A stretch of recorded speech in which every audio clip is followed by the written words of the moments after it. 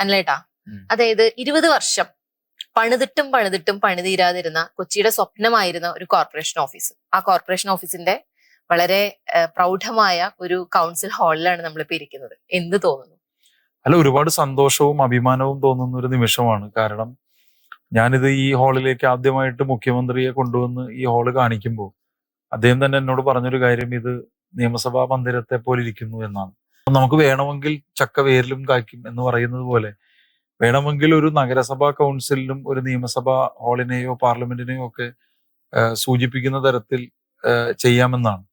ഇത് സത്യത്തിൽ എനിക്ക് പെട്ടെന്ന് ഓർമ്മ വരുന്നത് ബ്രിട്ടീഷ് ലെജിസ്ലേറ്റീവ് അസംബ്ലിയുടെ ഒരു ചെറിയ മുഖച്ഛായനുണ്ട്.